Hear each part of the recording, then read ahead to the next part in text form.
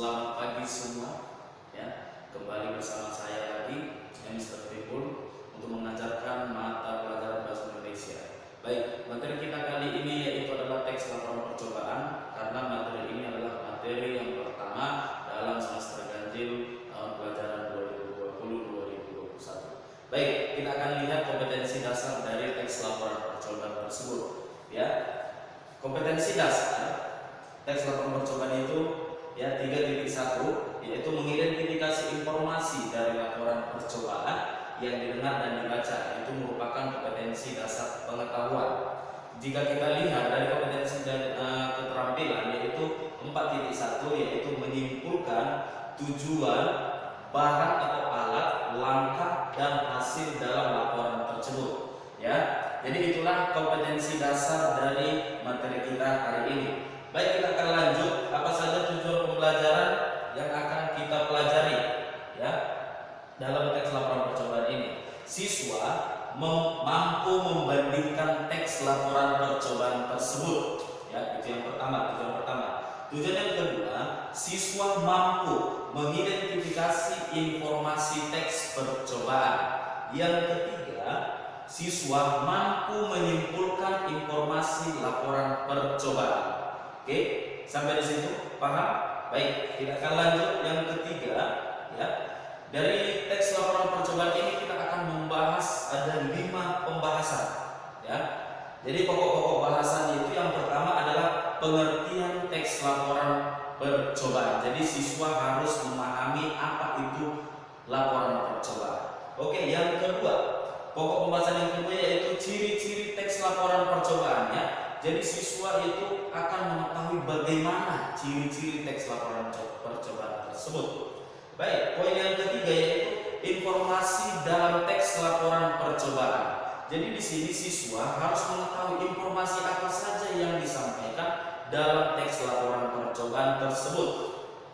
Baik, poin yang keempat yaitu adalah menentukan informasi dalam teks laporan percobaan. Jadi di sini siswa harus mampu ya menentukan informasi apa saja yang disampaikan dalam teks laporan percobaan tersebut. Jadi pokok pembahasan yang terakhir yaitu adalah menyimpulkan informasi dari teks laporan percobaan. Jadi di sini siswa harus mampu ya menyimpulkan informasi dalam teks laporan tersebut. Oke, sampai di sini pada pengantar kali ini ada pertanyaan? Oke, sip. Baik, kita akan lanjut yang pertama, pokok pembahasan yang pertama yaitu adalah pengertian teks laporan percobaan. Pengertian teks laporan percobaan yaitu adalah teks yang berisi paparan data secara terperinci, hasil praktik ataupun amatan ataupun penelitian. Ya, saya ulangi sekali lagi. Teks laporan percobaan merupakan teks yang berisi paparan data secara terperinci, hasil praktik, pengamatan ataupun penelitian. Bisa dipahami sampai di situ? Baik, jadi dalam teks laporan ini ditulis berdasarkan percobaan data setelah mengamati percobaan. Jadi Anda saat menulis teks laporan percobaan jangan Anda membuat laporan sebelum Anda amati ataupun Anda menemukan data. Itu maksudnya. Jadi kegiatan ini digunakan untuk memperoleh pengetahuan alam dalam bidang ilmu, alam, psikologi ataupun sosial. Jadi fungsi dari teks laporan percobaan ini adalah untuk menambah ilmu pengetahuan Anda. Ya, baik itu dalam lingkungan alam ataupun psikologi dan sosial. Jadi teks laporan ini bisa Anda gunakan dalam ketiga hal tersebut. Baik, pembahasan yang kedua yaitu ciri-ciri teks laporan percobaan. Jadi di sini ada ciri-ciri teks laporan percobaan ada 7. Ya, ada 7 ciri-ciri teks laporan percobaan. Mari kita lihat satu persatu. Yang pertama, disusun berdasarkan hasil percobaan, pengamatan atau penelitian disertai pemecahannya. Itu ciri yang pertama. Sedangkan ciri yang kedua, pembahasan masalah teks laporan percobaan dikemukakan secara objektif sesuai realitas ataupun fakta. Jadi dalam teks laporan percobaan ini tidak ada data-data yang manipulasi, tidak ada sumber-sumber yang manipulasi, semua real, ya, semua nyata. Oke. Ciri yang ketiga, teks laporan percobaan disusun berdasarkan struktur isi teks secara bentuk dan sistematik.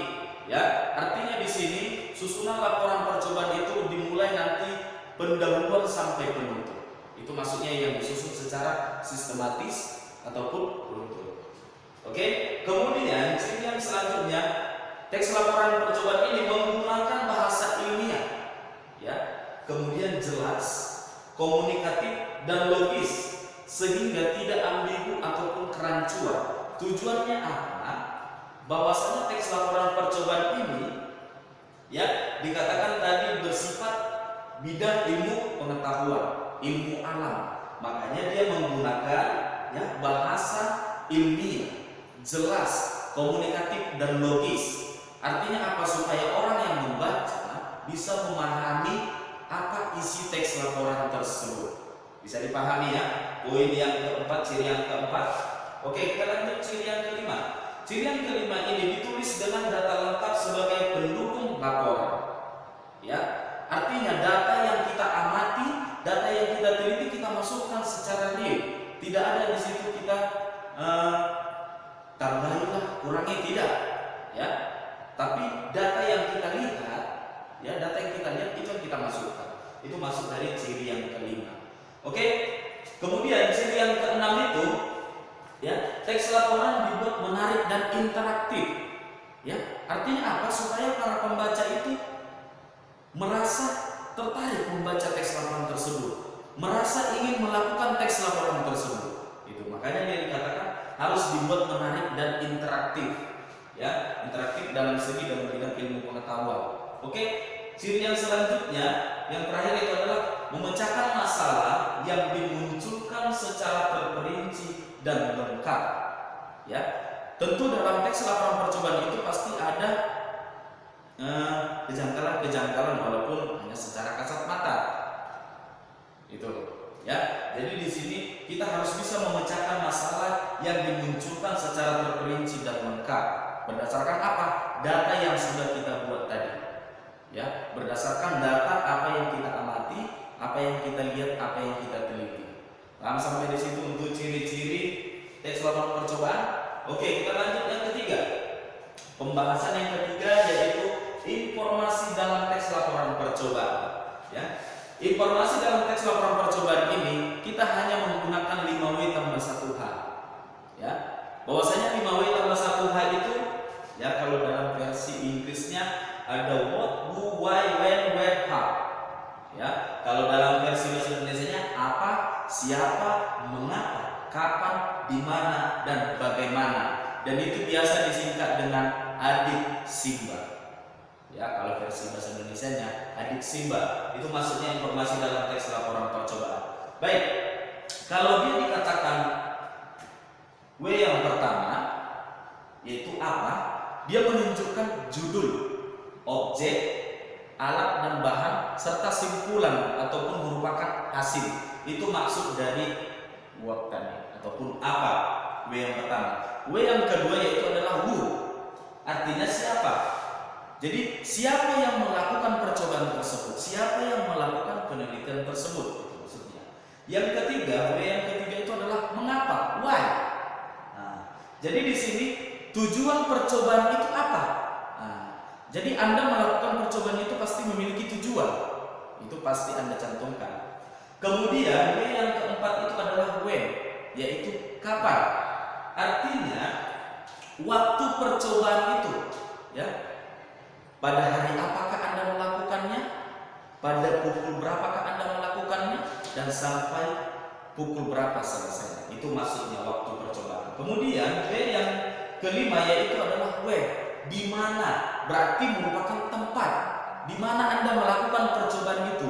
Di rumah kah, di laboratorium kah, atau di ruangan kelas, terserah Anda. Oke? Kemudian itu adalah yang terakhir how, ya, 1H. Itu how, artinya bagaimana. Jadi kalau ini dikatakan bagaimana, di sini maksudnya adalah langkah percobaan. Bagaimana Anda, langkah apa yang Anda lakukan pertama sekali untuk melakukan pengamatan ataupun penelitian. Oke, bisa dipahami tentang informasi dalam teks laporan percobaan. Oke, baik. Kita akan lanjut ya. Pokok pembahasan yang keempat yaitu menentukan informasi dalam teks percobaan. Ya. Menentukan informasi dalam teks laporan percobaan. Jadi di sini ada beberapa poin yang perlu Anda perhatikan dan Anda ingat untuk menentukan informasi dalam teks laporan tersebut. Yang pertama, apa judul laporannya? Jadi Anda saat membaca laporan orang lain, Anda harus terlebih dahulu melihat apa judulnya. Jangan Anda langsung baca isinya tapi judulnya tidak tahu, itu salah. Ya, yang pertama kita baca judulnya. Yang kedua, apa objek laporan percobaan tersebut? Nah, itu kita harus lihat, baca pada bagian pendahuluan objeknya apa gitu. Kemudian yang ketiga, apa saja alat dan bahan yang digunakan. Nah, jadi para pembaca di sini kalian harus mengetahui alat dan bahan yang digunakan. Itu. Kemudian yang selanjutnya, apa hasil yang didapat? Ya. Kemudian poin yang selanjutnya adalah siapa pelaku percobaan. Nah, itu perlu kita ketahui siapa yang melakukan percobaan tersebut. Kemudian yang selanjutnya, mengapa percobaan tersebut dilakukan? Nah, mengapa? Kemudian kapan laporan percobaan dilakukan? Nah, masalah waktu tadi, ya 5W+1H juga. Kemudian di mana percobaan tersebut dilakukan? Kemudian yang terakhir, bagaimana langkah percobaan tersebut? Nah, itu ada beberapa poin dan ada 8 poin ya yang perlu kita perhatikan untuk menentukan informasi dalam teks laporan. Jika yang 8 ini yang Anda kuasai, Anda bisa ya mengetahui apa isi dari teks laporan tersebut. Sampai di situ ada pertanyaan? Oke, tidak ada. Kita lanjut yang terakhir. Oke, baik ya. Pokok pembahasan yang terakhir itu ya yaitu adalah menyimpulkan informasi dalam teks laporan percobaan. Ini adalah pokok pembahasan pada KD keterampilan tadi yang 4.1. Baik. Ya. Untuk menyimpulkan informasi dalam teks laporan ada 4 tahapan yang perlu kita ketahui ya ataupun yang perlu kita lakukan untuk menyimpulkan teks laporan tersebut. Baik, yang pertama kita lihat adalah bacalah dengan seksama laporan percobaan tersebut. Ya, Anda harus membaca laporan percobaan tersebut mulai dari awal sampai akhir. Itu maksudnya. Kemudian yang kedua, catat setiap informasi yang terdapat dalam laporan tersebut. Ingat, untuk mencatat informasi dalam laporan percobaan tersebut, ya. Tadi kita sudah menyinggung, ya, untuk menentukan informasi. Berarti bagaimana cara menentukan informasi? Kita menggunakan 5W+1H atau yang disebut dengan adik SIBA, itu maksudnya nomor 2. Oke. Yang ketiga, langkah yang ketiga atau tahapan yang ketiga, berdasarkan informasi tersebut, simpulkan informasi laporan percobaan tersebut. Ya, setelah Anda catat tadi, lalu Anda simpulkan ya informasi laporan percobaan tersebut. Kemudian poin yang keempat, tahapan yang keempat ataupun yang terakhir, itu merupakan pilih kosakata baku, ya, pilih kosakata baku dan susun dengan gaya kalimat kamu sendiri, ya, dan susun dengan kalimat gayamu sendiri, ya. Tapi ingat, tetap gunakan kalimat efektif dan bahasa baku. Baik, sampai di sini ada pertanyaan tentang menyimpulkan informasi dalam teks laporan? Oke, sip. Kalau begitu, sekian pembelajaran kita hari ini. Selamat pagi dan jangan lupa klik ya subscribe dan share. Thank you.